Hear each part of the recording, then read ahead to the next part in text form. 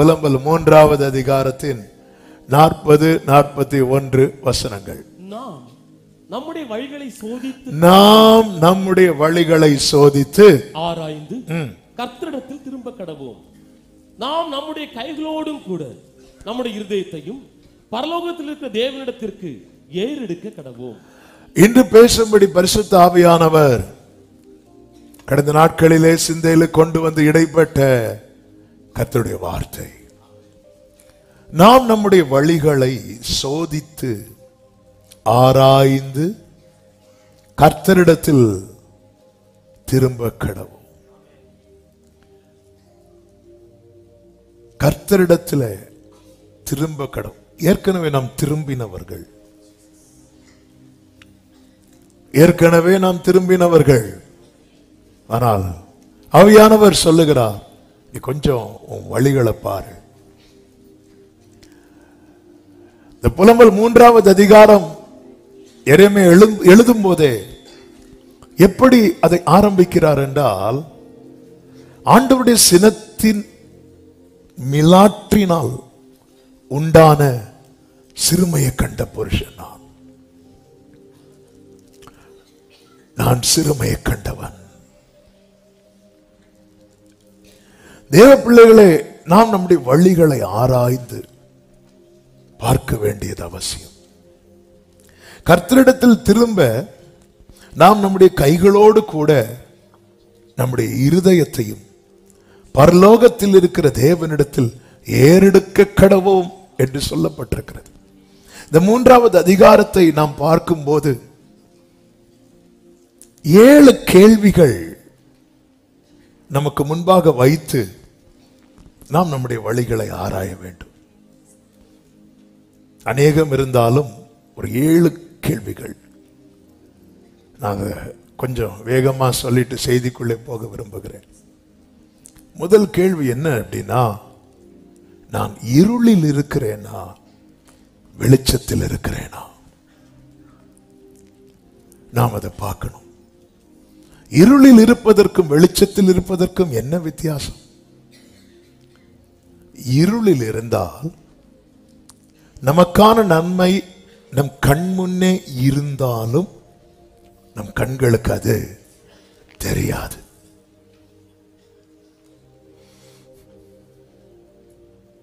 பொதுவா அதாவது பிள்ளைங்க ஓடி அப்படி வீட்டில் விளையாடிட்டு இருப்பாங்க. திடீர்னு கரண்ட் போனதுமே பிள்ளைங்க அப்படி நின்றுவாங்க.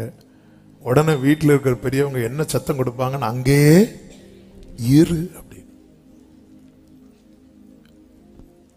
நாம இருள்ல இருக்கிறோமா?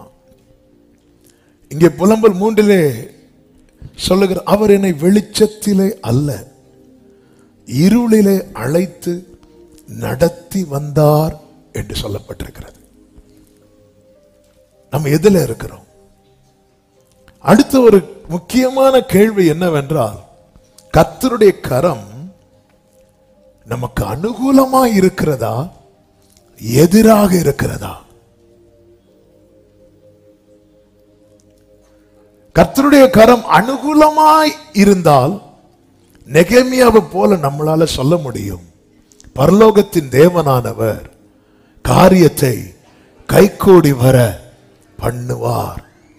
அந்த காரியம் கைகூடி வர பண்ணப்பட காரணம் என்னவென்றால், தேவனுடைய தயவுள்ள கரம் அவன் மேல எப்படி இருந்துச்சு தெரியுமா? நன்மையா இருந்துச்சு. இங்க புலம்பல் 3வது வசனத்திலே சொல்லுகிறான், அவர் என் தமது கையை எனக்கு விரோதமாகவே திருப்பினார் என்று சொல்லப்பட்டிருக்கிறது.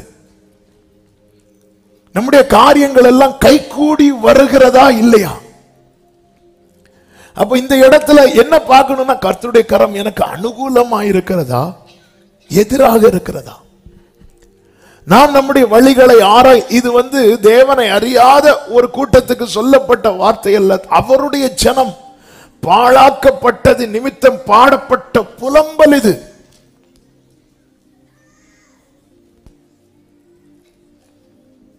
நிறைய காரியத்தை செய்யறோம், வாய்க்கப்பட மாட்டேங்குது. காரிய சித்தியோ கர்த்தரால் வரும். ஒரு காரியம் சித்திக்கப்பட வேண்டுமானால் அல்லது வாய்க்கப்பட வேண்டுமானால் அது பரலோகத்தில் இருந்துதான். ஒரு ஊரே சேர்ந்து பாபேல் கோபுரத்தை கட்டுனாங்க. அதை கட்டுறதுக்கு எந்த எதிர்ப்பும் இல்லை, எந்த தடையும் இல்லை. ஆனா பரலோகம் அதை அங்கீகரிக்காதபடியினாலே அது தாறுமாறாக்கப்பட்டது. கர்த்தர் அதை குலைத்து விட்டார். அதை அவர்களால் முடிக்க முடியவில்லை. அவன் ஊரே ஒன்றாய் நின்றாலும் கர்த்தருடைய அனுமதி இல்லாம ஒரு காரியம் நடக்காது. ஒரு ஊரே சேர்ந்து ஒரு பாவியாகி ஒரு ஸ்திரீ மேல கல்லெறியும்படி கொண்டு வந்தார்கள். ஆனா கர்த்தர் அதை அனுமதிக்காததுனால அதுல ஒரு கல்லு கூட அவன் மேல விழல. கர்த்தருடைய கரம் எனக்கு எதிராகவே இருக்கிறது என்று இங்கே எரேமியா புலம்பல் பாடுகிறார். நாம் நம்முடைய வழிகளை ஆராய்ந்து பார்க்க வேண்டும். நம்முடைய பாதையில கர்த்தருடைய கரம் நமக்கு ஃபேவரா இருக்குதா இல்ல எதிரா இருக்கிறதா? மூன்றாவது கேள்வி, நம்முடைய வாழ்வின் பாதைகளை நாம் முன்னோக்கி செல்லுகிறோமா அல்லது முடக்கப்படுகிறோமா? 6வது வசனம் 7வது வசனத்திலே புலம்பல் இப்படி சொல்லப்பட்டிருக்கிறது. பூர்வ காலத்தில் செத்து கிடந்தவர்களை போல என்னை இருளான இடங்களில் கிடக்க பண்ணுகிறார். செத்து கிடந்தவர்களை போல நான் புறப்படக்கூடாதபடிக்கு என்னை சூழ வேலி அடைத்தார். என் விலங்கை பாரமாக்கினார். நான் நம்முடைய வழிகளை ஆராய்ந்து என்னால முன்னோக்கி செல்ல முடியலையே, அப்படின்னாலே அதன் அர்த்தம் நான் முடக்கப்படுகிறேன். ஆகாவின் ரதத்துக்கு முன்னாக ஓடிக்கொண்டிருந்த எலியா முடக்கப்பட்ட சூறை செடிக்கு கீழே கிடந்தது போல நாம நம்முடைய வாழ்க்கையை பார்க்கணும். எந்த நிலையில, எந்த ஒரு உங்களை கர்த்தர் எந்த நிலையில வைத்திருக்கிறாரோ அதுல ஒரு முன்னேற்றம் இருக்குதா பாருங்க. இல்ல அப்படியே தான். நல்ல கவனமா கேளுங்கள். வேகமா, அதாவது இந்த கிளாக்ல செல்லு ஓடலைன்னா அது அப்படியே நிற்கும். அதுக்கப்புறம் செல்லு போட்டா திரும்ப ஓடும். நம்ம வாழ்க்கை அப்படி கிடையாது. நம்ம செயல்பட்டாலும் செயல்படலைனாலும் நம்முடைய நேரம், நம்முடைய நாட்கள் கரைந்து கொண்டு தான் இருக்கும். மெழுகு நீங்க அதை ஆன் பண்ணா அது கரையும், அது எரியும். அதை இடையில ஆஃப் பண்ணி வச்சுட்டு அதுக்கப்புறமும் ஆன் பண்ணலாம். ஆனா நம்ம லைஃப் அப்படி கிடையாது. ஒன்ஸ் ஆன் பண்ணிட்டார், இனி இது கடைசியா ஒரு வாட்டி அணையும். நம்ம எல்லாம் ரைட்டு தான். நாங்கெல்லாம் ஏற்கனவே ரட்சிக்கப்பட்டவர்கள். அதனாலதான் டர்ன் அகைன் அப்படின்னு இருக்கும் ஆங்கிலத்தில். நீ மறுபடியும் திரும்பு, மறுபடியும் திரும்பு.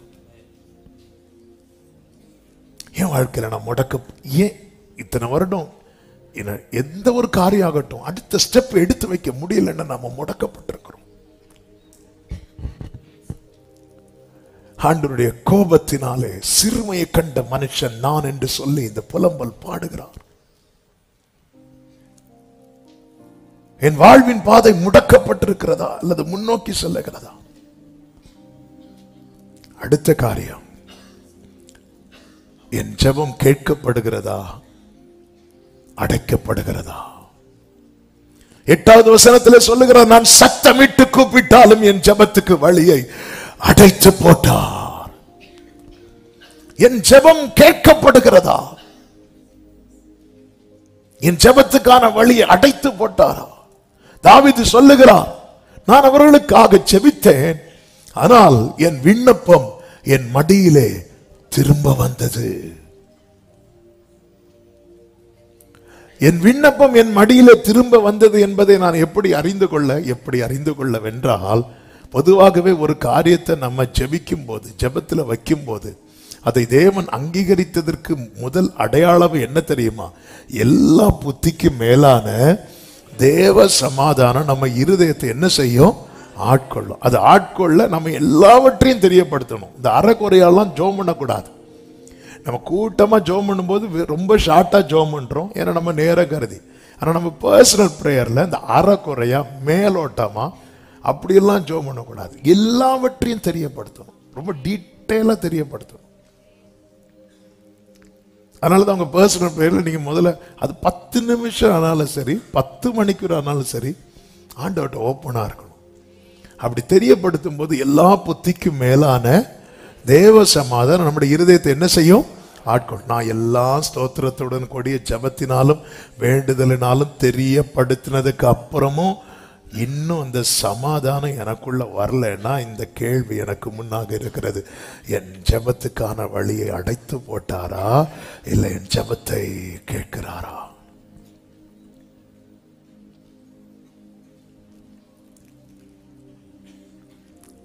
நம்முடைய வழியை ஆராயணும்.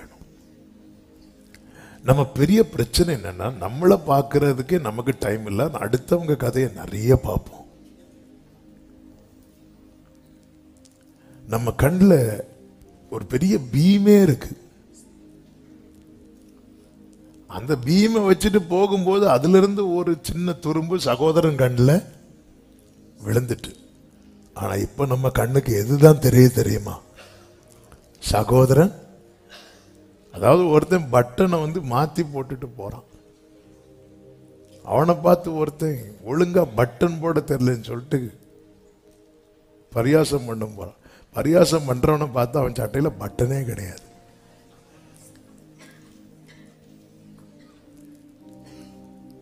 நம்ம பல நேரத்துல நம்ம என்ன பண்ணிட்டு இருக்கோம்? நம்ம ஜெபம் பண்றோம். ஜெபம் கேட்கப்படுதா? நாங்க இப்படி ஒரு பிசினஸ் பண்ணிட்டு இருக்கிறோம், அடுத்த ஸ்டெப் எடுத்து வைக்க முடியுதா? நாங்கள் ரட்சிக்கப்பட்டவங்க தான், இன்னும் ஒன்னும் பார்க்கலையே. இந்த செய்தி தேவனை அறியாதவர்களுக்கு சொல்லப்படுகிற செய்தி அல்ல. தேவனை அறிந்த தேவ ஜனம் என்று பெயர் பெற்றவர்கள் மறுபடியும் கர்த்தரிடத்தில் திரும்பும்படியான செய்தி.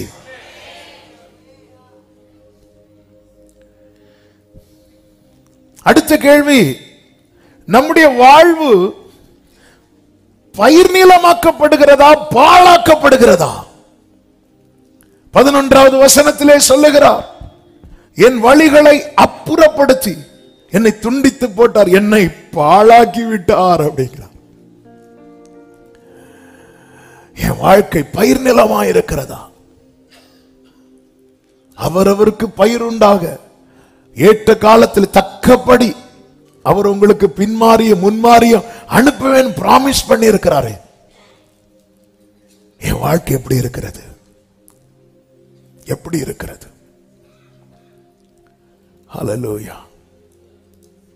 குயவனே குயவனே குயவனே என் இயேசுவே, மண்ணான என்னை உருவாக்கும் உம் கரத்தால் என்னை மீதிடப்பட்ட மண்ணில் உம் மகத்தான சித்தம் வைத்தீர். புடமிடப்பட்ட மண்ணின் மேல் உம் பெரிதான திட்டம் வைத்தீர். எனக்கு நம்பிக்கை உண்டு, உந்தன் கரத்தில் என்னை நீர் உருவாக்குவீர். எதற்காக இந்த கேள்விகள் தெரியுமா? நாம் கர்த்தரிடத்தில் திரும்பும் போது நம்மை உருவாக்குவதற்கு, நம்மை உயிர்ப்பிப்பதற்கும் ஆமென் அவர் வெயிட் பண்ணிட்டு இருக்கிறார். எனவேதான் ஆண்டவர் இந்த வார்த்தைகளை சபையை பார்த்து பேசிக் கொண்டிருக்கிறார். நம்முடைய வாழ்க்கை எப்படி இருக்கிறது? இந்த கேள்விகள்லாம் எழுதுறவங்க எழுதி வச்சுக்கோங்க. நீங்க வீட்டுல போய் நம்ம லைஃபோட இந்த கேள்விகளை வைத்து பார்க்கணும். ஆண்டவர் இப்படிதான் பார்க்க வைத்தார். இப்படி பார்க்கும்போது நம்ம இன்னொருத்தங்களை பார்க்கறதுக்கு நமக்கு டைமே இருக்காது. கர்த்தரால் தாயின் கருவில் தோன்றும் முன்னமே தெரிந்தெடுக்கப்பட்ட, வேண்டாம் வேண்டாம் ஒதுங்கினதுக்கு அப்புறமும் தேவனால் பிரித்தெடுக்கப்பட்ட, அழைக்கப்பட்ட ஒரு தீர்க்கதரிசியின் புலம்பல் இது. அடுத்த கேள்வி: ஜனங்கள் மத்தியிலே புகழப்படுகிறோமா, நிந்திக்கப்படுகிறோமா? புலம்பல் 3:14, நான் என் ஜனத்தார் யாவருக்கும் பரியாசமும் நித்தம் அவர்கள் கிண்ணற பாடலும் ஆனேன். இன்னைக்கு என் சொந்தக்காரங்கெல்லாம் கூடுனாங்கன்னா, என் நண்பர்கள்லாம் கூடுனாங்கன்னா அவங்க டைம் பாஸே யாருதான்? நான் தான். இது ஏன் இன்னும் மாறல? நான் சிந்திக்கணும்ல. நிந்தை சொற்கள் நீக்கிட உம் இரக்கத்தை விளங்க, ஏன் அந்த இரக்கத்தை விளங்க செய்யல? ஒரு நாள் 2 நாள்னா ஓகே, ஒரு வருஷம் 2 வருஷம் ஓகே, 10 வருஷம் 20 வருஷம்னா எப்படி ஓகேன்னு சொல்ல? அப்படி ஓகேன்னு சொன்னா அவங்க கேட்பாங்க, உங்களுக்கு ஓகேவானு? எங்களுக்கு ஓகே இல்லை. யோபுவுக்கு ஒரு சோதனை வந்ததும் நண்பர்கள் 4 பேர் சுத்தி நின்று 4 பக்கத்துல அடி. ஒரு செய்தி முடிஞ்சு அடுத்த செய்தியிலே போட்டு யோபுவை சாகடிக்கிறாங்க. இப்ப அடுத்து கர்த்தர் அப்படி மெதுவா நண்பர்கள் பக்கம் திரும்புறார். திரும்புறதும் அவங்க இப்படி பார்த்துட்டு இருக்கிறாங்க. பார்க்கும்போது யோபு உங்களுக்காக வேண்டுதல் செய்வோம் அப்படின்னு சொல்லுவார். சரியான அடி இந்த நண்பர்களுக்கு யோபு கொடுத்தது. என்ன தெரியுமா? யோபு கஷ்டப்பட்ட போது சுத்தி நின்று ஃப்ரீயா அட்வைஸ் பண்ணாங்க. அதுல ஒருத்தங்க கூட யோபுக்காக வேண்டுதல் செய்யல. ஆனா யோபுவின் நண்பர்கள் கஷ்டப்பட்டதும் யோபு ஃப்ரீ அட்வைஸ் கொடுக்கிறதுக்கு முன்னாடி அவர்களுக்காக கர்த்தரை நோக்கி பார்க்கிறா. அப்படி பார்த்ததுனால கர்த்தர் அவர்களுக்கு விடுதலை கொடுத்தார். நான் என் ஜனத்தார் யாவருக்கும் பரியாசமும் நித்தம் அவர்கள் கிண்ணற பாடலுமானேன். நிந்தைக்கு முற்றுப்புள்ளி வைக்கப்பட்டதா இல்லை இன்னும் தொடருகிறதா? அடுத்த கேள்வி, நம் வாழ்வு சமாதானமா இருக்கிறதா கசப்பா இருக்கிறதா? 15வது வசனம், கசப்பினால் என்னை நிரப்பி எட்டியினால் என்னை வெறிக்க செய்தார். 17வது வசனம், என் ஆத்துமாவை சமாதானத்துக்கு தூரமாக்கினார். சுகத்தை, I forget prosperity. இந்த சுகத்தை மறந்த நல்ல வாழ்க்கை வாழ்றதுன்னா என்னன்னு எனக்கு மறந்து போச்சுட்டார். எப்படியோ வாழ்ந்துட்டு இருக்கு. இந்த சுகமா வாழ்றது, இந்த மகிழ்ச்சியா வாழ்றது, இந்த நிறைவா வாழ்வது, இந்த குறைவு, இதெல்லாம் என்னன்னு எனக்கு தெரியல. அப்ப ஆண்டவர் நீ உன் வழியை ஆராய்ந்து திரும்பு அப்படி சொல்றாருன்னா, இது இந்த கேள்விக்கெல்லாம் கர்த்தர் பதிலை வைத்திருக்கிறார் என்றுதானே அர்த்தம். எனவேதான் சங்கீதக்காரன் சொல்லுகிறான், அநேக இக்கட்டுகளையும் ஆபத்துகளையும் காணும்படி செய்த என்னை நீர் திரும்ப உயிர்ப்பித்து என்னை ஏறி வர பண்ணி என் மேன்மையை பெருக பண்ணி என்னை மறுபடியும் தேற்றுவீர்.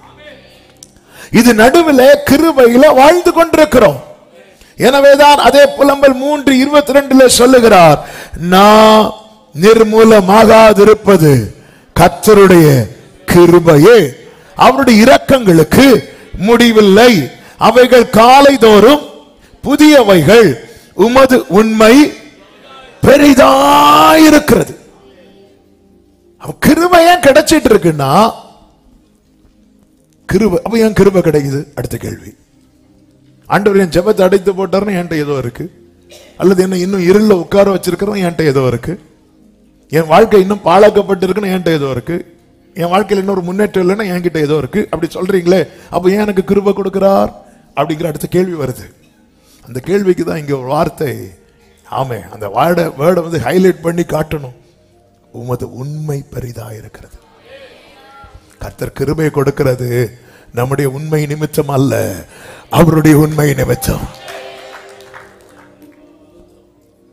நான் நிர்மூலமாக அப்ப இந்த கிருபையில நாம் என்ன செய்யணும் அப்படின்னா, சரி செய்யணும், நம்ம ஆராயணும். ஏன் என் ஜெபம் கேட்கப்படல? ஏன் இத்தனை வருடம் ஆகியும் இந்த நிந்தை தொடர்ந்து கொண்டே இருக்கிறது? இந்த பழிச்சொல் இருந்து கொண்டே இருக்கிறது. யோபுவின் வாழ்க்கையில் ஒரு சிறையிருப்பை மாற்றும் தருணத்தை வைத்தாரே, எலிசபெத் வாழ்க்கையில நிந்தை நீங்கும் தருணத்தை வைத்தாரே, எல்லாரும் லைஃப்லயும் ஒரு பிரேக் த்ரூன்றது ஏன் என் லைஃப்ல வரல? அவர் பாழானதை பயிர்நிலமாக்குகிறவர் என்றல்லவா வேர்டு இருக்கு. ஏன் வாழ்க்கையில ஏன் இன்னும் அந்த செழிப்பை நான் பார்க்கவில்லை? இன்னும் ஏன் என் வீட்டில் ஒரு சமாதானம் இல்லாமலே இருக்கிறது? இன்னும் ஏன் என் குடும்பத்தில் ஒரு சந்தோஷம், ஒரு நிறைவு இல்லாம இருக்கிறது? பிரியமானவர்களே, இப்படி நாம யோசித்து இருக்கிறோமா? வழிகளை ஆராய்ந்து கர்த்தரிடத்திலே திரும்பணும். நமக்கு தேவன் பாராட்டுகிற கிருபைய ஏதோ நம்முடைய நீதியினால் கிடைத்தது என்று எண்ணக்கூடாது. அவருடைய உண்மை அது. இஸ்ரவேல் ஜனங்கள் ஆண்டவருடைய உண்மையை அதை நம்ம தியானித்தா இன்னைக்கு நேரம் பத்தாது. இஸ்ரவேல் ஜனங்கள் கர்த்தர் இருக்க வேண்டிய ஸ்தானத்துல வேறொன்றை உயர்த்தி வைத்து வழிபட்டுருவாங்க. ஆண்டவருக்கு அவ்வளோ கோபம் வரும். ஆனால் அவருடைய கோபம் ஒரு நிமிடம், அவருடைய தயவு நேடிய வாழ்வு. இந்த கோபம் தயவா மாறணும்னா அது நடுவில் ஒருத்தர் நின்று பரிந்து பேசணும். அன்று இஸ்ரவேலருக்காக நின்றது மோசே. இன்று நமக்காய் நிற்கிறவர் நம் ஆண்டவராகிய இயேசு கிறிஸ்து. இயேசு இல்லைன்னா இல்ல. ஆமீன் சொல்லுங்க பார்க்கலாம். அப்போ ஜனங்களை அழிக்கல. இப்ப ஆண்டவர் சொல்லுகிறார் மோசையை பார்த்து, யாத்திராகமம் 33வது அதிகாரம் 1, 2, 3 வசனங்களிலே கர்த்தர் மோசையை நோக்கி, நீயும் எகிப்து தேசத்தில் இருந்து நீ அழைத்து கொண்டு வந்த ஜனங்களும் இவ்விடத்தை விட்டு புறப்பட்டு, அடுத்த வார்த்தை கவனி, உன் சந்ததிக்கு கொடுப்பேன் என்று நான் ஆபிரகாமுக்கும் ஈசாக்குக்கும் யாக்கோபுக்கும் ஆணையிட்டு கொடுத்த பாலும் தேனும் ஓடுகிற தேசத்திற்கு உண்மையில இந்த இடத்துல நீங்க போகாதீங்கன்னு சொல்லி இருக்கணும். ஆனா கர்த்தர் சொல்லுகிறார், நீங்கள் போங்கள். அடுத்து சொல்லுகிறார், நான் ஒரு தூதனை உங்களுக்கு முன்பாக அனுப்புகிறேன். கானானியனையும் எமோரியனையும் ஏத்தியனையும் பெர்ஷியனையும் ஏவியனையும் எபூசியனையும் துரத்தி விடுவான். ஆனாலும் நான் வழியிலே உங்களை நிர்மூலம் பண்ணாதபடிக்கு நான் உங்கள் நடுவில் செல்ல மாட்டேன். இங்க பாருங்க, கர்த்தர் சொல்லிட்டார். எப்படி சொல்லியிருக்கணும்? நான் வரமாட்டேன், உனக்கு அது கிடைக்கவும் கிடைக்காது சொல்லியிருக்கணும். ஆனா அவர் கொடுப்பேன் என்று வாக்கு கொடுத்ததுனால அவருடைய உண்மையை பார்த்தீங்களா? நீங்க போங்க, நான் தூதன் அனுப்புறேன், நான் வந்தேன்னு அடிச்சிருவேன். ஆண்டவருடைய இன்னைக்கு நமக்கு ஏதாவது நம்ம கையில கிடைத்து இருக்குன்னா அது அவருடைய உண்மையினால கிடைத்தது. இன்னைக்கு நம்ம ஆண்டவர் சமூகத்துல நான் நிக்கிறதும் நீங்க வந்து உட்கார்ந்து இருக்கிறது அவருடைய உண்மையினால. ஹல்லேலூயா. தாவீது நாட்களிலே தாவீதுக்கு தேவன் பிராமிஸ் பண்ணார், என் கிருபையை விட்டு நான் உன்னை விட்டு உன் குடும்பத்தை விட்டு நான் விலக்க மாட்டேன். தாவீதுக்கு பிற்பாடு சாலமோன் எழும்பினான். சாலமோனை கர்த்தரை விட்டு தூரம் போனான். அதன் பிறகு ரெகோபயாம் எழும்பினான். ரெகோபயாமோ இன்னும் துன்மார்க்கமாய் போனதும் கர்த்தர் அந்த இஸ்ரவேல் கோத்திரத்தை 10-2 பிரிக்க ஆரம்பித்தார். யூதா கோத்திரத்தை மாத்திரம் மீதியாக வைத்திருக்கிறார். ஏன் தெரியுமா? கர்த்தருடைய உண்மையினால. யெரொபெயாமுக்கு தேவ மனிதனை கொண்ட வார்த்தையை சொல்லும் போது 1 ராஜாக்கள் 11வது அதிகாரம் 36, 39 வசனங்களை பார்க்கும்போது, என் நாமம் விளங்கும்படிக்கு நான் தெரிந்து கொண்ட நகரமாகிய எருசலேமிலே என் சமூகத்தில் என் தாசனாகிய தாவீதுக்கு என்னாலும் ஒரு விளக்கு இருக்கத்தக்கதாக அவன் குமாரனுக்கு ஒரு கோத்திரத்தை கொடுப்பேன். 39, இப்படி நான் இந்த காரியத்தின் நிமித்தம் தாவீதின் சந்ததியை சிறுமைப்படுத்துவேன், ஆகிலும் என்னாலும் அப்படி இராது. இதுதான் தேவனுடைய உண்மை. எனவேதான் தீமோத்தேயுக்கு எழுதும் போது, தன்னுடைய ஓட்ட முடிவில் தீமோத்தேயுக்கு எழுதும் போது அப்போஸ்தலனாகிய பவுல் இப்படி எழுதி வைக்கிறார். 2 தீமோத்தேயு 2:13, நாம் உண்மை இல்லாதவர்களாய் இருந்தாலும் அவர் உண்மை உள்ளவராய் இருக்கிற. கைகளை உயர்த்தி ஆமென் சொல்லுங்க.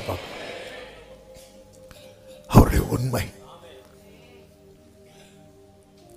எனவேதான் தேவ பிள்ளைகளே, இன்னைக்கு எனக்கு கிருபை கிடைக்குதுன்னா என்னதான் வழி மாறி போனாலும் கரெக்டா வந்து ஆராதிச்சுட்டு எல்லாம் பண்ணிட்டு தானே இருக்கிறேன். அப்ப கர்த்தருக்கு என்ன பிடிச்சிருக்குன்னு தானே அர்த்தம். அவருடைய உண்மை, அவருடைய உண்மை.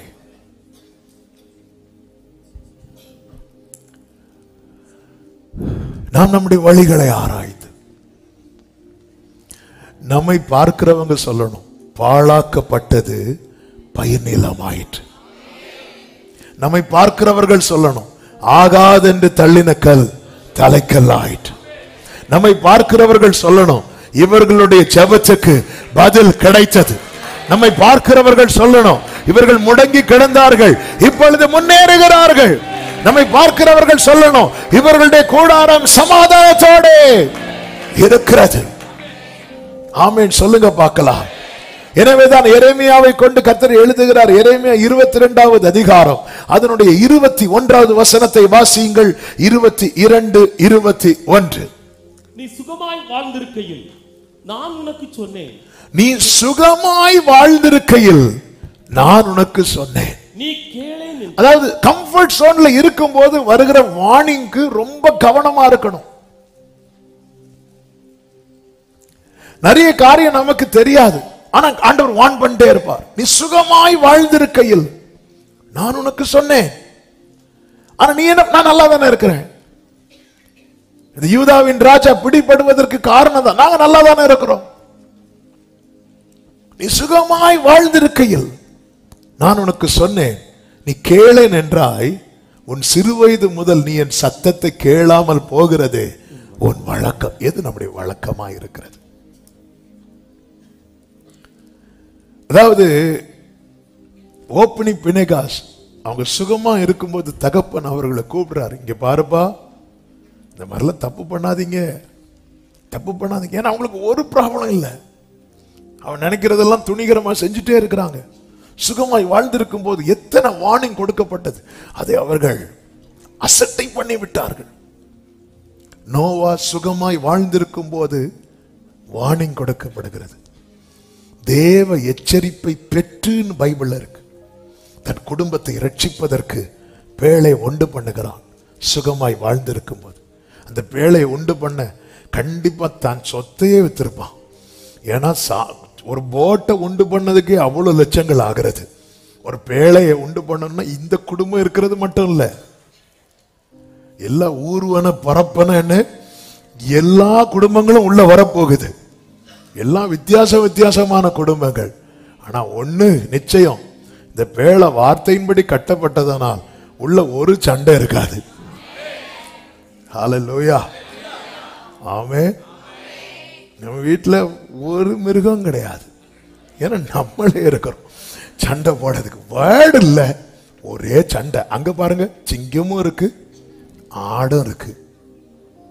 வெளியே வரும்போது உண்மையில சிங்கம் மட்டும்தான் வந்திருக்கணும், நோவாவே வந்திருக்க கூடாது. ஆனா அந்த பேழை வார்த்தையின்படி கட்டப்பட்டதுனால உள்ள பல டைப் மக்கள். ஹல்லேலூயா, நம்ம எல்லாம் பல டைப் மக்கள். வார்த்தை நம்மளை அப்படி சேர்த்து உட்கார வச்சிருக்கு, பிடிச்சு வச்சிருக்கு. ஆமே, நம்முடைய குடும்பம் வார்த்தையின்படி கட்டப்படுவதாக. சத்தமா ஆமேன்னு சொல்லுங்க. அப்ப அந்த குடும்பத்துல சண்டை இருக்காது, சச்சரவு இருக்காது, சந்தேகமே இருக்காது. ஆமென், ஆமென், ஆமென். ஹல்லேலூயா. கர்த்தர் உங்களை ஆசீர்வதிப்பாராக. நீ சுகமாய் வாழ்ந்திருக்கையில் நம்ம லைஃபை பார்க்கணுங்க. வீக்லி ஒன்ஸாவது கொஞ்சம் டைம் ஸ்பெண்ட் பண்ணி திங்க் பண்ணணும், என் லைஃப் எப்படி இருக்கு. கொஞ்சம் உங்களுக்கு வீட்டில் அதுக்கான பிரைவசி இல்லையா? எங்கேயாவது போங்க, எங்கேயாவது ஓடி போறது சொல்ல, கொஞ்சம் தனியா தள்ளி போய் உட்காரு, கொஞ்சம் தள்ளி போய் உட்காருங்க. போன்லாம் ஆஃப் பண்ணி வச்சிரு. கொஞ்சம் டைம், என் லைஃப் எப்படி இருக்கு. நான் ரட்சிக்கப்பட்டவன் தானே, நான் ஜீவனுள்ள தேவனை ஆராதிக்கிறவன் தானே, நான் ஒரு நாமம் தரிக்கப்பட்டவன் தானே, அபிஷேகம் பண்ணப்பட்டவன் தானே, என் வாழ்க்கையும் எப்படி இருக்கு. நம்ம அதை மெடிடேட் பண்ணணும். ஆராயும் போது ஆவியானவர் உணர்த்துவார். உணர்த்தும் போது உடனே நம்ம அடுத்து இமீடியட்டா செய்ய வேண்டிய அடுத்த காரியம் தெரியுமா? அப்பான்னு திரும்பிடணும். இளையகுமாரன் திரும்பிட்டான். ஹல்லேலூயா. அவன் இழந்து போன அனைத்தையும் தகப்பன் திருப்பி கொடுக்கிறார். ஹல்லேலூயா. வஸ்திரத்தை கொண்டு வா அப்படின்னு சொல்லிட்டு அப்பா வேலைக்காரன் சொல்லும் போது, வேலைக்காரன் உண்மையில என்ன கேட்டிருக்கணும் தெரியுமா? என்ன கேட்டிருக்கணும்? எந்த வஸ்திரம், யாருக்கு வஸ்திரம்? ஏன்னா இளையகுமாரன் போகும்போது கர்ச்சீஃபை கூட விட்டு வைக்கல, தூக்கிட்டு போயிட்டான். சிலர்லாம் போகும்போது யூஸ் பண்ண சோப்பு துண்டவர தூக்கிட்டு போயிடுவாங்க. அவ்வளவு விட்டு வைக்க மாட்டான். அவன் அவ்வளத்தையும் எடுத்துட்டு போறான். அவன் திருப்பி வரும்போது வஸ்திரம் கொண்டு வா. எந்த வஸ்திரம்? இவனுக்கு ஒரு வஸ்திரமும் செட் ஆகாது. எப்படி செட் ஆகும்? இவன் சாப்பிடாம மெலிந்த பசு போல வந்திருக்கிறான். வீட்டில் இருக்கிற வேலைக்காரங்கெல்லாம் சாப்பிட்டு சாப்பிட்டு கொளுத்த பசுக்கெல்லாம் வந்திருக்கிறாங்க. எந்த வஸ்திரம்? அவன் தகப்பன் ஆல்ரெடி செட் பண்ணி வச்சிருக்கிறார். அவனுக்கான மோதிரத்தை எடுத்துட்டு வா, அவனுக்கான அதிகாரத்தை எடுத்துட்டு, பாதரட்சி எடுத்துட்டு வா. நீங்க திரும்பிட்டீங்கன்னு வைங்கள, கர்த்தர் ஆயத்தம் பண்ணினத இமீடியட்டா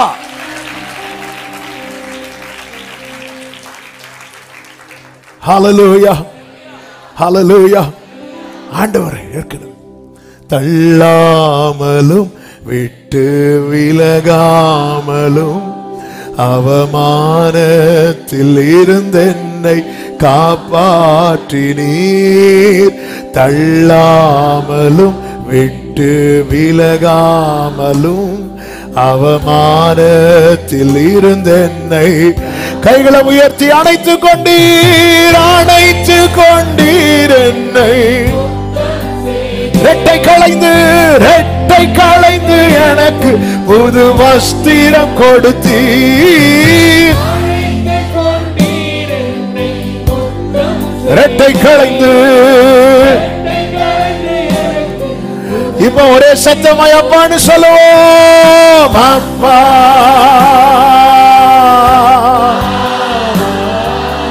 மகனா மகனா அப்பா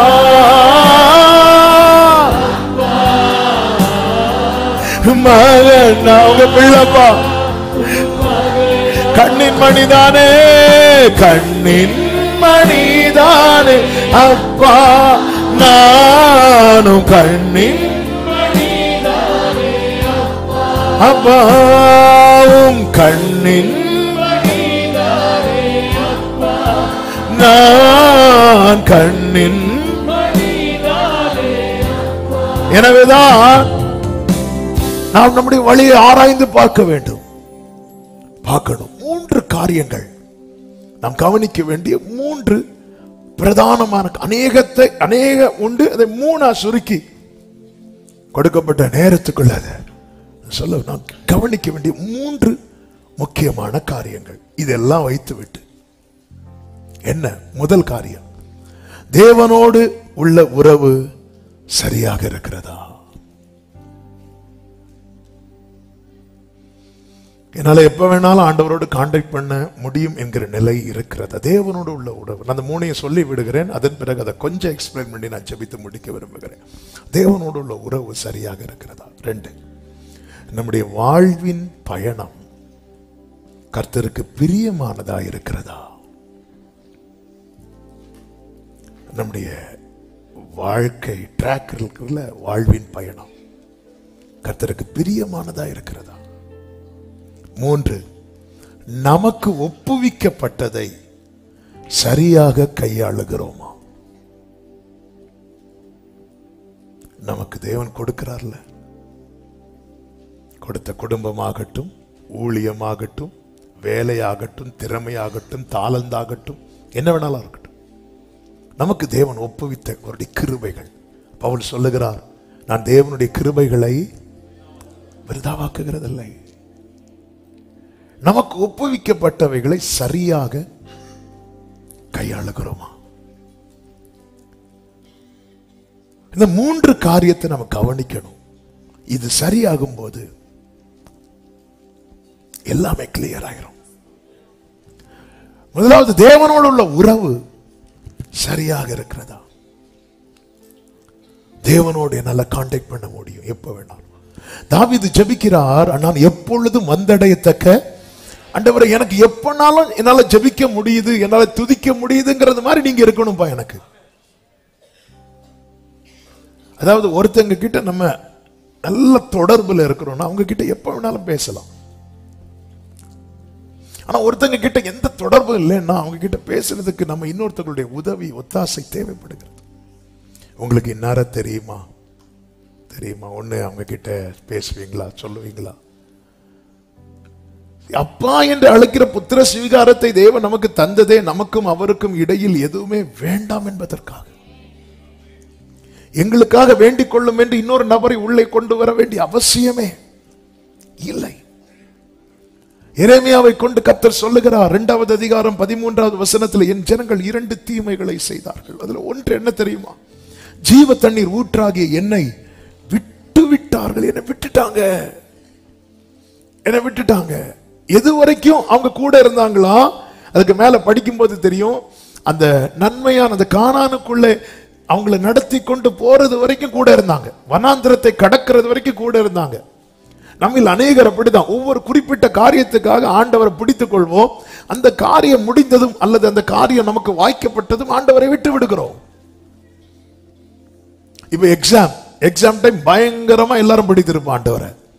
பிள்ளைங்க பிடிக்கிறாங்களோ இல்லையோ, பெற்றோர் பிடிச்சிருவாங்க. அதுக்கப்புறம் பிள்ளைகளுக்கு லீவு, பெற்றோருக்கு லீவு. அதுக்கப்புறம் எக்ஸாமுக்கு முந்தின நாள் பிடிக்க போவாங்க. பிடி கிடைக்காது. அப்போ உடனே போன் வரும், ஒரே பயமா இருக்கு. ஏன்னா அங்க என்ன கிடைக்கல? பிடி கிடைக்கல. பயமா இருக்கு. பிடி கிடைக்கலன்னா பயம் வரும். அத்தனை புயலின் நடுவிலும் பவுல் எழுந்து நின்று தன்னோடு இருந்த 275 பேருக்கு திடன் சொல்ல காரணம் என்னவென்றால் பிடி இருந்துச்சு. அந்த புயல்ல சிக்னல் கிடைக்குது. தேவனோடு உள்ள உறவை நாம் பார்க்க வேண்டும். உபாகம் 32:18 ஆண்டவர் மோசேயை கொண்டு சொல்லுகிறார், உன்னை ஜெனிப்பித்த கன்மலையை நீ நினையாமற் போனாய். உன்னை பெற்ற தேவனை நம்ம நினைக்க மறக்கும் போது ஆண்டவரை மறக்க தொடங்கிட்டோம்னு அர்த்தம். ஆண்டவரை நினைக்கணும். ஹல்லேலூயா. ஆண்டவரை நினைக்கணும். அந்த நினைவு, நினைவெல்லாம் பேச்செல்லாம் என் வாஞ்சையெல்லாம் நீரே.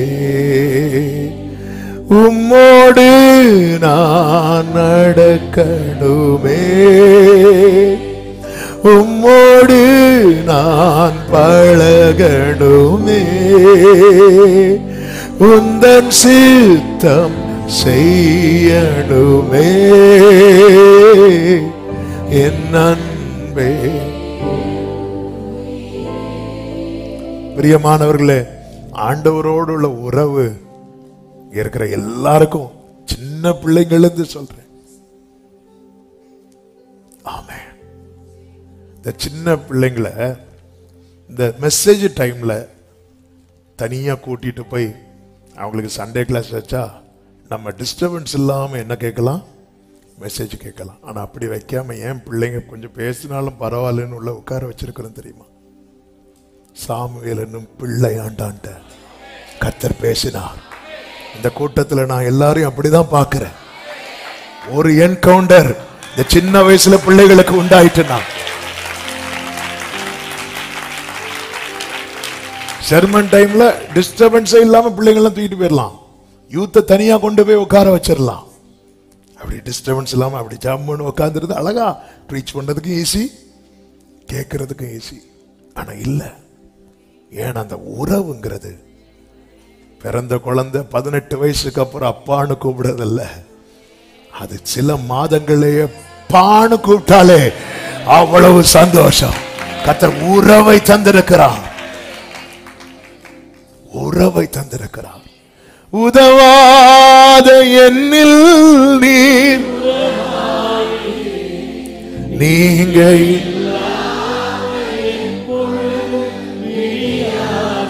ஆமென். Gloria dharama shadana mama karababa. Hallelujah. எங்க நம்ம ஒருத்தங்களுக்கு நம்மளால யூஸ் இல்லைன்னு தெரிஞ்சா நம்ம உறவுகள் கூட நம்மை உறவு இல்லை என்று ஒதுக்கி வைப்பார்கள். ஆனால் உண்மையிலே உதவாதவர்கள் என்ன தெரிந்து நமக்கு உரிமை தந்து அந்த உறவு என்கிற அதிகாரத்தை தந்து சொந்தம் கொண்டாடுகிற தேவன், நாம் ஆராதிக்கிற தேவன். தேவனோட உறவு எப்படி இருக்கிறது? சிம்சோனை கர்த்தர் ஜனிப்பித்தார். சிம்சோன் வளர ஆரம்பிக்கும் போதே ஆவியானவர் அவனோடு இருந்து, வேதம் சொல்லுகிறது, நீ நியாயாதிபதிகள் 13:25 கர்த்தருடைய ஆவியானவர் அவனை ஏவ துவங்கினார் அப்படின்னு இருக்கு. அப்படி அவனை மூவ் பண்ண ஆரம்பிக்கிறார். இதுதான் சிம்சோனுடைய லைஃப், இதுதான் சிம்சோனுடைய ஆரம்பம். அப்போ அவனுடைய ஆவி அவருடைய ஆவியுடனே இணைந்து இருக்கிறது, உறவுல இருக்கிறது. அதன் பிறகு நீங்கள் பார்க்கும்போது நியாயாதிபதிகள் 14வது அதிகாரமாக 14, 15 அதிகாரங்கள்ல பார்த்தீங்கன்னா ஒவ்வொரு பிரச்சனை வரும்போது அவனுக்கு கொடுக்கப்பட்ட அந்த ஸ்ட்ரெங்க், அவனுக்கு கொடுக்கப்பட்ட கிருபை, அவனுக்கு கொடுக்கப்பட்ட அந்த கிஃப்ட் என்ன அப்படின்னா எந்த கட்டுகளோ எந்த போராட்டமோ அதை மேற்கொள்ளக்கூடிய கிஃப்ட் அவனுக்கு இருந்துச்சு. ஒவ்வொருத்தருக்கும் ஒவ்வொரு கிஃப்ட் கொடுக்கப்பட்டிருக்கிறது.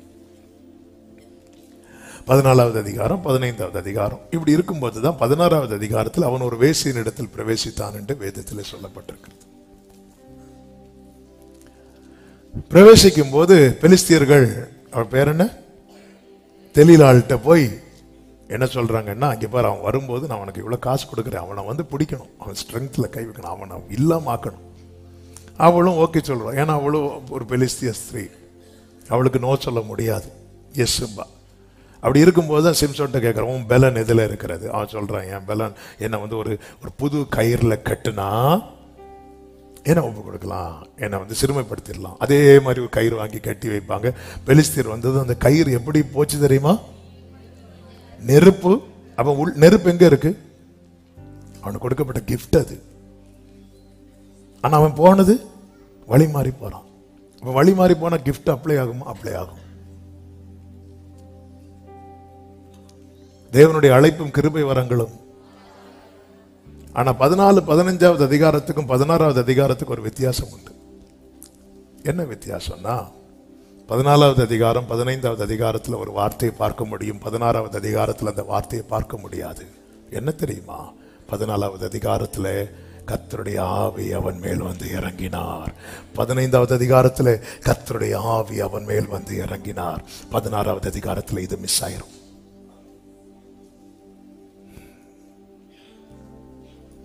கிஃப்ட் இருக்கு, ஃபெலோஷிப் இல்ல. கிஃப்டை வச்சு எவ்வளவு நாள் ஓட்ட முடியும்? ஆண்டவரால் ஆசீர்வதிக்கப்பட்டு படகு நிறைய மீன் இருக்கு. ஆண்டவர் என் பின்னாடி வான்னு சொல்லிட்டு போயிட்டாரு. இப்ப கிஃப்ட் இருக்கு. அவன் பார்த்தான், இது இல்லை எனக்கு அவர் தான், திரும்பி வந்துட்டான். எல்லாருக்கும் ஐயோ அந்த சிம்சோனுக்கு ஸ்ட்ரெங்த் பாத்தீங்களா, ஸ்ட்ரெங்த் பாத்தீங்களா? எஸ். ஆனா ஒண்ணு மிஸ் ஆயிட்டே சிம்சோன். என்ன மிஸ் ஆயிட்டு?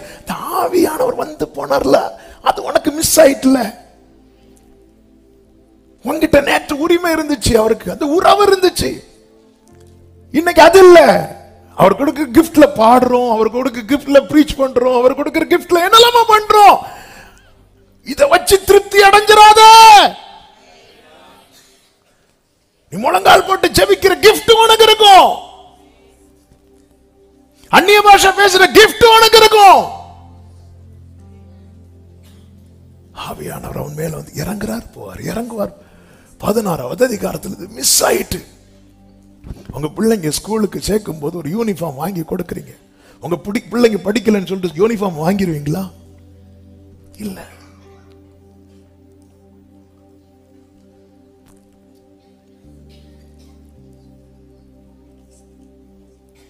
நம்முடைய வழிகளை ஆராயணும். என்னால உறவாட முடியுதா, என்னால ஊழியம் செய்ய முடியுதா என்பதல்ல, என்னால உறவாட முடிகிறதா?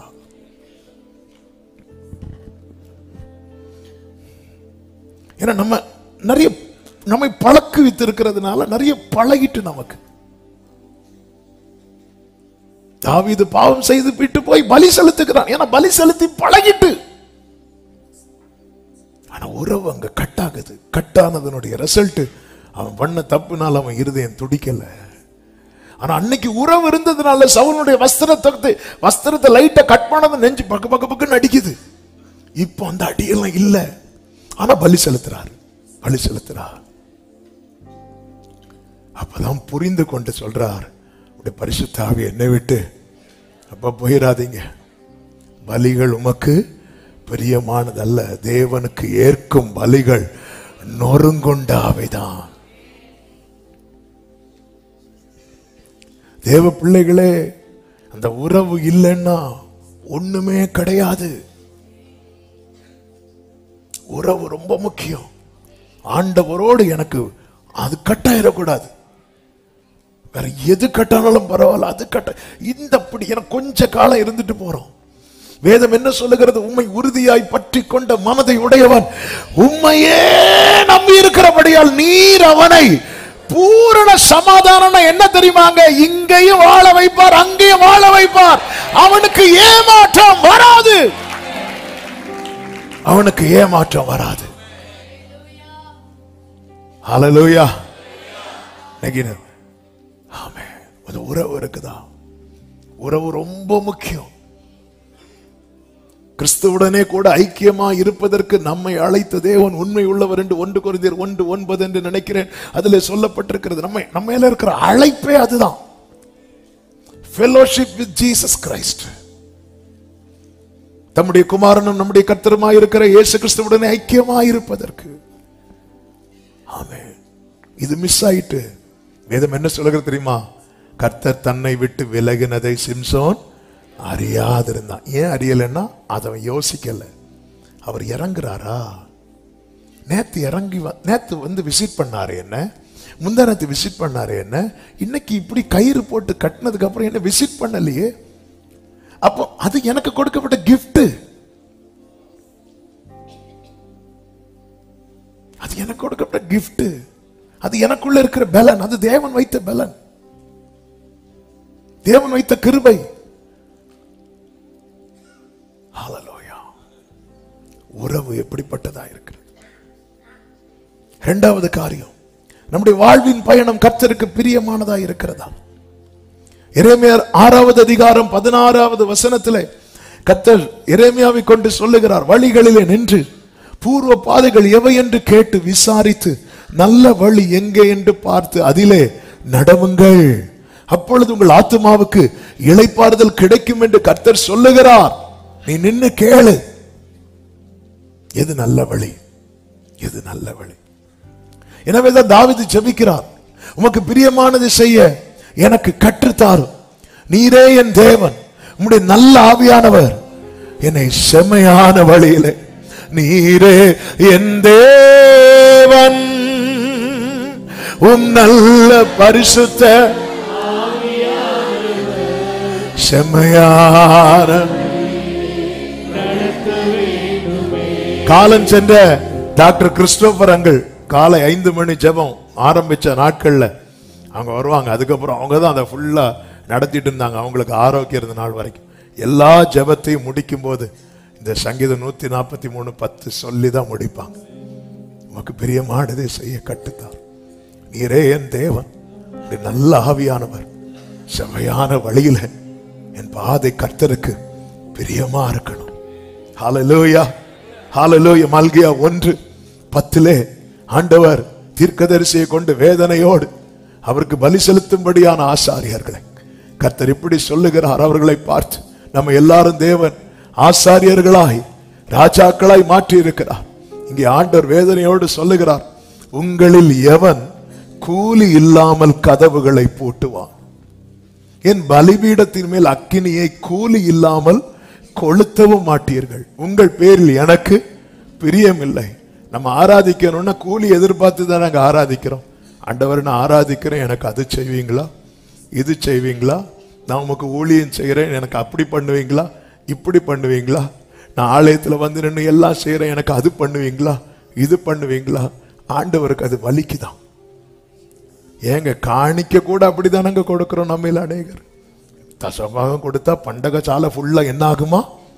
கூலி எதிர்பார்த்து தானே மனப்பூர்வமாய் செய்கிறோமா? எந்த ஒரு காரியம் நான் இப்படி ஜெபம் பண்றேன் ஆண்டவரே, நான் இப்படி பண்றேன், எனக்கு நாங்க எல்லாவற்றையும் விட்டு வந்தோமே, எங்களுக்கு என்ன தருவீர்? ஆமென். உங்களில் எவன் கூலி இல்லாமல் கதவுகளை போட்டுவான்? அதாவது நமக்கான கூலி கிடைக்காததும் எத்தனை காரியங்களை ஸ்டாப் பண்ணிட்டோம். பைபிள் ஒழுங்கா வாசிக்கிறதே ஸ்டாப் பண்ணிட்டோமே, ஒரு ஜெபத்தை ஸ்டாப் பண்ணிட்டோமே, ஆராதனை ஸ்டாப் பண்ணிட்டோமே, தேவனை பாடி துதிக்கிறத ஸ்டாப் பண்ணிட்டோமே. கூலி கிடைக்கல, கூலி கிடைக்கல. கூலி கொடுக்க உன்னை வேலைக்காரன் அழைக்கல, பிள்ளையா சுதந்திரம் கொடுக்க வைத்திருக்கிறார். நீ வேலைக்காரன்னா கூலிக்கு பாத்திரமா, நீ பிள்ளை. அவரோடு கூட நீ இருந்து கூலி கொடுக்கணும். இன்னைக்கு ஒழுங்கா ஜபம் இல்ல, இன்னைக்கு பாட்டு இல்ல, ஆராதனை இல்லை, எனக்கு கூலி கிடைக்கல, எனக்கு இதுல பிரியமே இல்லை, நான் உனக்கு இதை செய்வேங்கிறத மனசுல வச்சுட்டு நீ எனக்கு கொடுக்கிற காணிக்கை எனக்கு பிரியம் இல்லை என்கிறார். தசமா கொடுத்த நமக்கு அது கிடைக்கும் இல்லப்பா, அது ஒரு நன்றி அடையாளம். அப்பா எனக்கு தாவீது சொன்னார்ல, நீர் எனக்கு தந்து, நீங்க உங்க கையில இருந்து வாங்கி அவ்வளவுதான், அதுக்கு மேல இது தந்துட்டு இனி நேரா போய் பேங்க் பேலன்ஸ் செக் பண்ணது, போட்டாரா.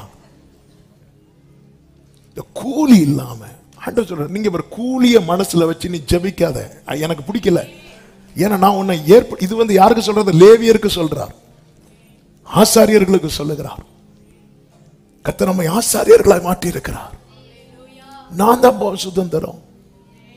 ஆமே, நம்ம பிள்ளைங்க ஒன்றை மனசுல வச்சுட்டு நம்ம கிட்ட பழகுறதுங்கன்னா அது நமக்கு தெரிய வந்துட்டு வைங்களேன், அந்த வலி என்பது வேற.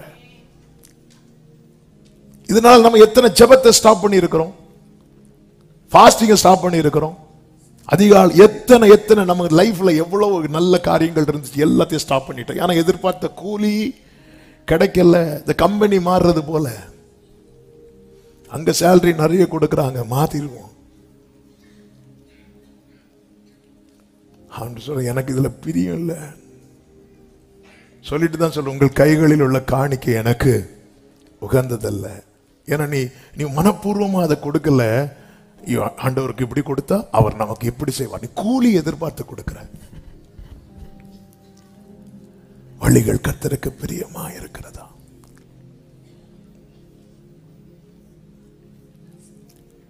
ஆவியானவர் சபைகளுக்கு சொல்லுகிறதை காதுள்ளவன் கேட்க கடவன்.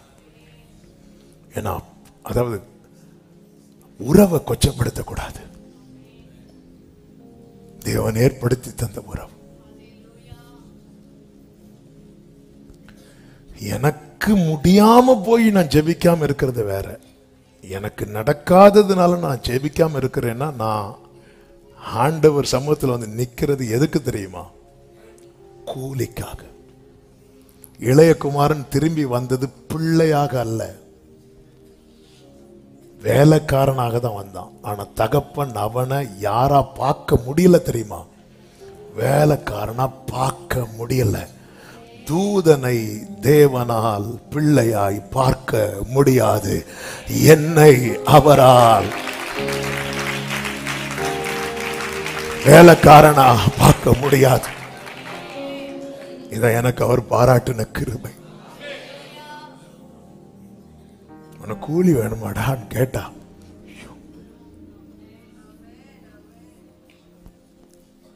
எனக்கு என்ன தருவீர்னார். நீ வா அப்படி சொல்லி கூட்டு போய் மகிமையை காட்டி கொடுக்கிறார் பேதுருவுக்கு. பேதுரு பொஷன் ஆயிட்டு, நான் உன்னை எப்படி வச்சிருக்கிறேன். இந்த மோசே எலியா கூட நிக்கிறதுக்கு ஒன்றை உள்ள 4 தகுதியை சொல்லு, ஒரு தகுதியை சொல்லு. நான் நிக்கிறதுனால நீ நிக்கிற. இந்த மோசே எலியா கூட பேதுரு யோவான் யாக்கோபு நீங்க எப்படி நிக்கிறீங்கன்னா, நான் இந்த இடத்துல இல்லைன்னா நீ நிப்பியா பேதுருவே? உன்னை என் கூட தானே நிக்க வச்சிருக்கிறேன். என் கூட மோசே எலியாவை நிக்க வைக்க முடியுங்கிறத பார்த்துட்டு இல்ல. ஆனா அப்படி இருந்தோம் அவங்கள அனுப்பி விட்டுட்டு நான் திருப்பி உன் கூட தானே இறங்கி வரேன். பேதுரு வாயை விட்டார். நம்முடைய வாழ்வின் பயணம் கர்த்தருக்கு பிரியமானதா இருக்கிறதா? எனவேதான் வேதம் சொல்கிறது, எதை செய்தாலும் அதை மனுஷருக்கென்று செய்யாமல் கர்த்தருக்கென்று சொல்லுங்க, மனப்பூர்வமாய். மனப்பூர்வமாய் பாடுறீங்களா? பாட்டு, ஐயோ இன்னைக்கு பாட்டு பாடல, ஐயோ இன்னைக்கு எக்ஸாம். பைபிள் படிச்சுட்டு போனியா? கூலி. பைபிள் படிச்சோன்னு அவர் வந்து எக்ஸாம் அவரே வந்து எழுதி தந்துருவார். கூலி இல்லாம கதவை போட்டுவாங்க. ஆண்டு எனக்கு பிடிக்கல அப்படிங்கிறாரு. ஏன்னா உன்னை நான் தானப்பா உன் சுதந்திரம்னு சொல்லி உன்னை இதுவரை கூட்டிட்டு வந்தேன். நான் தானே அவங்கவுங்களுக்குன்னு ஒவ்வொரு சுதந்திரம் இருக்கும்போது, லேவி கோத்திரமே நான் தானே உன் சுதந்திரம். அது அர்த்தம் என்ன? உனக்கு என்னன்னாலும் நான் பார்த்துக்கிறேன், என்கிட்ட கேளு. நான் ரொம்ப ஆண்டவருக்காக பிரயாசப்பட்டேன், நான் ரொம்ப ஆண்டவருக்காக உழைச்சேன். ஆனா ஆண்டவர் எனக்கு ஒண்ணுமே செய்யல. அதனால நான் இப்போ கூலி இல்லாம. கடந்த நாள் ஒருத்தங்கள்ட்ட கேட்டேன், டவுட்ல கேட்டேன், இப்போ பழையது போலெல்லாம் வசனம் எல்லாம் எழுத முடியுதா? தாங்க. எத்தனை வருஷம் ஆச்சு? 4 வருஷம் ஆச்சு. எனக்கு கூலி கிடைக்கல. முந்தி இப்படி எழுதி எழுதி எழுதி மனப்பாடம் பண்ணி அப்படியே வாஸ்து வாஸ்து வாஸ்து வாஸ்து வாஸ்து வாஸ்து வாஸ்து வாஸ்து பார்த்தா நம்ம நம்ம நம்ம வெளிப்படுத்தினதை பார்த்தா அவ்வளோ வாஞ்சையில வெளிப்படுத்துன்னு பார்த்தா கடைசியில கூலி இல்லாம போச்சு. கூலி இல்லாம போனது நம்ம ஜபம் எல்லாம் காலியாச்சு. ஜபம் போச்சு, எல்லாம் போச்சு. ஆனா எதிர்பார்த்த கூலி கிடைக்கல. ஆண்டவர் பார்க்கிறாரு, உன்னை நான் எப்படி வச்சிருக்கிறேன். ஹல்லேலூயா. நம்ம வீட்டில் ஒரு ஃபங்க்ஷன் நடக்குது. வேலை செய்கிறவங்களுக்கு அந்த வேலைக்கான கூலி கொடுக்கும்போது நம்ம பிள்ளைகளுக்கும் போய், நீ எவ்வளோ நேரம் வேலை பார்த்த, இன்னும் 500 ரூபான்னு கொடுப்போமா? கொடுத்தா பிள்ளை வாங்குவோம், அது வேற. அவனுக்கு கிடைச்சது லாபம். ஆனால் நம்ம கொடுப்போமா? கொடுக்க மாட்டோம். அந்த வரிசையில் பிள்ளை வந்து நின்று இப்படி கை நீட்டி நிற்கிறத பார்த்தா எப்படி இருக்கும் தெரியுமா? அந்த கம்பை எடுத்துட்டு வா. ராஜா வீட்டு பிள்ளை. சொல்லுங்க, பக்கத்துல பார்த்து சொல்லுங்க, ராஜா வீட்டு பிள்ளை. கூலிக்காக ஆண்டவரை தேடாதீங்க. கூலிக்காக இங்க வந்தா, ஆமா இங்க வந்தா அப்படி இப்படி.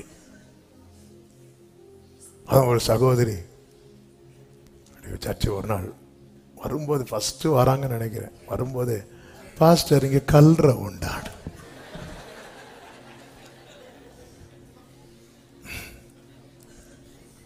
டைம் ஆகும்போது வைக்கலாம்.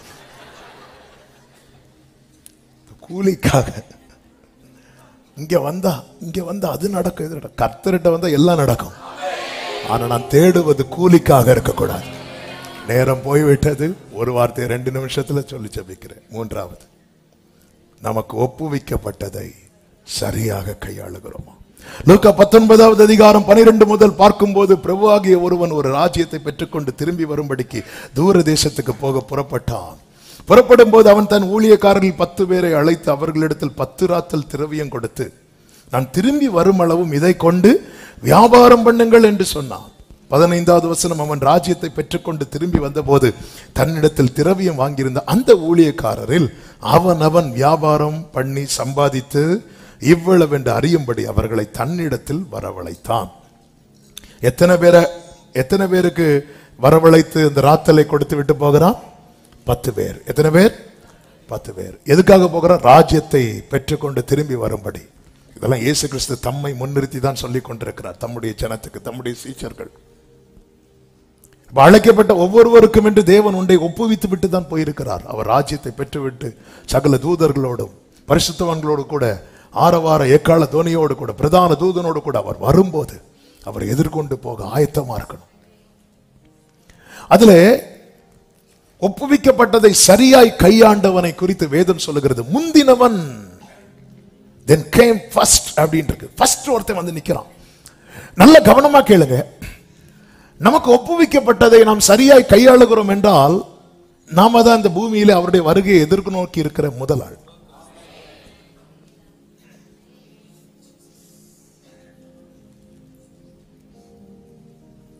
முந்தினவன்.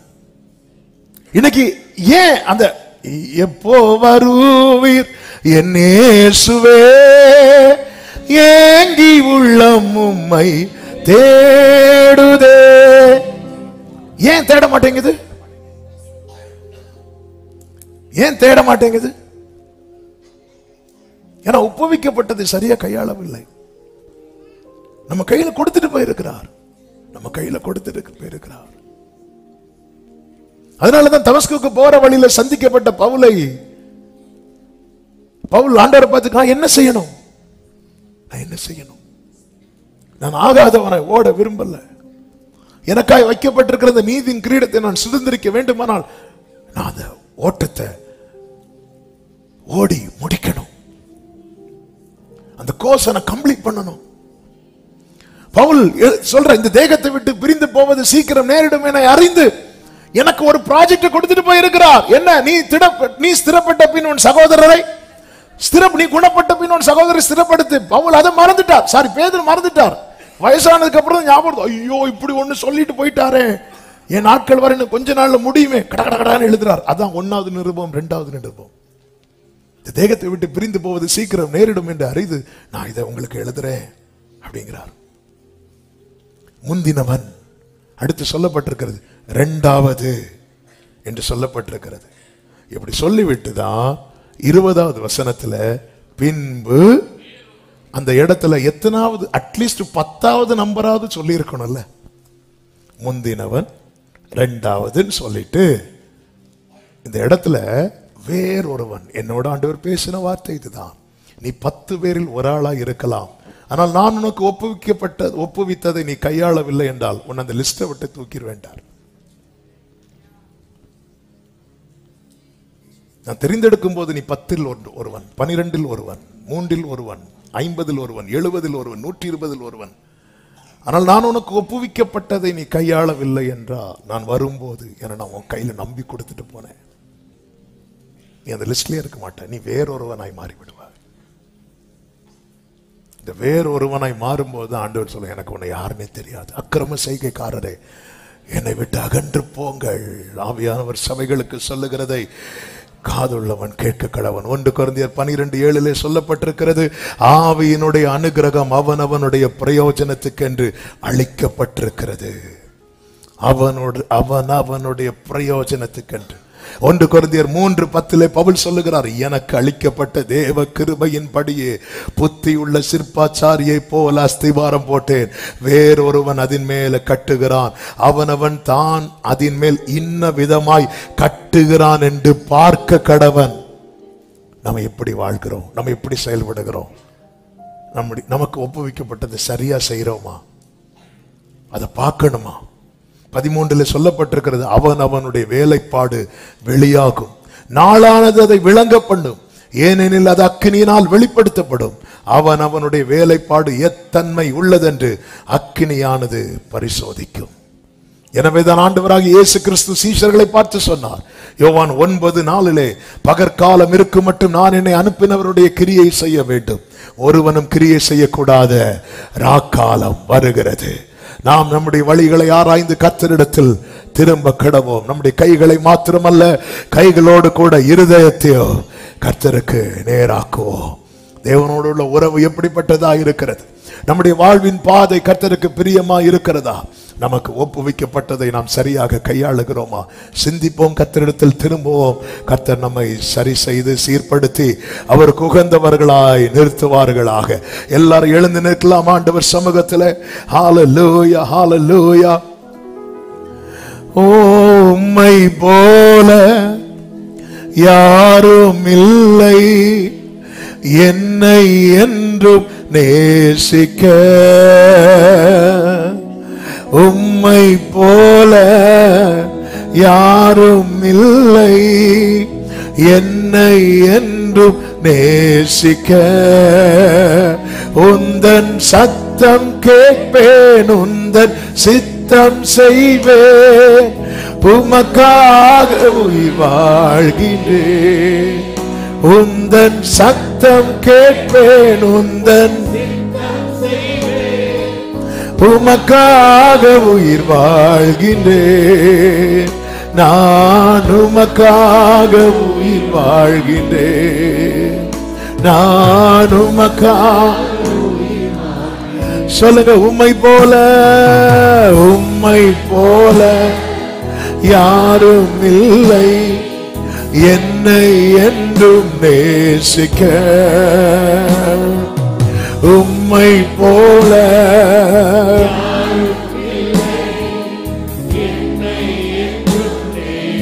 ஆமென். அர்ப்பணிப்போடு உந்தன் சத்தம் கேட்பேன்,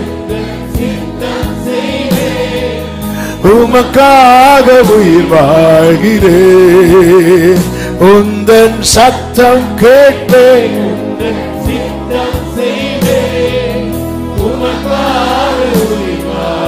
ஆமென். நான் உமக்காக உயிர் வாழ்கிறேன், நான் உமக்காக அப்படி அர்ப்பணிப்போடு. உம் சித்தம் போல் என்னை என்றோ, உம் சித்தம் போல் என்னை என்றோ தற்பரனே நீ நடத்தும். உம் சித்தம் ஆமென். ரெண்டு கைகளை உயர்த்தி, என் சித்தமோ ஒன்று வேண்டாம், என் சித்தமோ வேண்டாம்பா, என் பிரியனே என் இயேசுவே, என் சித்தமோ என் பிரியனே, என் சித்தமோ ஒன்று வேண்டாம், என் சித்தமோ வேண்டாம் ராஜா, என் பிரியனே ஆமென், என் சித்தமோ என் பிரியனே. ஒரே ஒரு நிமிடம் வலது கரத்தை வானத்துக்கு நேராக உயர்த்து, இடது கரத்தை இருதயத்தில் வைத்து, ஆண்டவரே என் வாழ்வின் பாதை உமக்கு பிரியமா இருக்கணும். நீர் எனக்கு ஒப்புவித்த கிருபைகளை நான் விருதாவாக்க கூடாது. நாளை உம்மை எதிர்கொள்ளும் போது அந்த முந்தினவனை போல வந்து நிக்கணும்பா, அந்த முந்தினவனை போல வந்து நிக்கணும்பா, வேறொருவன் ஆயிடக்கூடாதுப்பா, வேறொருவன் ஆயிடக்கூடாது. இன்னைக்கு அவருடையவன் அவருடையவன் என்று அழைக்கப்பட்டு நாளைக்கு வேறொருவனா மாறிட்டோனா, ஆமென். இன்னைக்கு தருணம் இருக்கிறது சகோதரா, இன்னைக்கு தருணம் இருக்கிறது சகோதரி, நாளைக்கு சான்ஸ் கிடையாது. இன்னைக்கு ஆவியானவர் உங்களோடு பேசி இருக்கிறார், நம்மோடு பேசி இருக்கிறார். நாம் நம்முடைய வழிகளை ஆராய்ந்து கர்த்தரிடத்தில் திரும்ப கடவோம். கர்த்தர் நம்மை நடத்துவாராக. எல்லாரும் கைகளை உயர்த்தி கர்த்தருக்கு ஸ்தோத்திரம் செலுத்துவோமா? ஸ்தோத்திரம் ஸ்தோத்திரம் ஸ்தோத்திரம். பரிசுத்த பிதாவே, நல்ல தகப்பனே, நன்றியோடுமை துதிக்கிறோம், ஸ்தோத்தரிக்கிறோம். உங்க கிருபை மிகவும் பெரியதப்பா, உங்க உண்மை தலைமுறை தலைமுறைக்கும் உள்ளது. உங்க சமூகத்திலே கொண்டு வந்து பாட, துதிக்க, ஆராதிக்க, செபிக்க நீர் பாராட்டின எல்லா கிருபைகளுக்காக நன்றி. எங்களோடு பேசினீர். நாங்கள் மறுபடியும் உம்மிடம் திரும்ப எங்கள் வழிகள் சீராக நேராக மோடு இருக்கிற உறவு பலப்பட எங்கள் வாழ்வின் பயணம் உங்களுக்கு பிரியமா இருக்க நீர் எங்களுக்கு ஒப்புவித்ததை சரியாய் கையாள கர்த்தர் எங்களுக்கு கிருபை செய்வீராக. கர்த்தரே நடத்தும், நாமத்தை மகிமைப்படுத்தும், ஒவ்வொருவரையும் அப்படியே ஆட்கொண்டு நடத்துங்க. வேறொருவனாய் ஆண்டவரை நாங்க மாறிடக்கூடாது.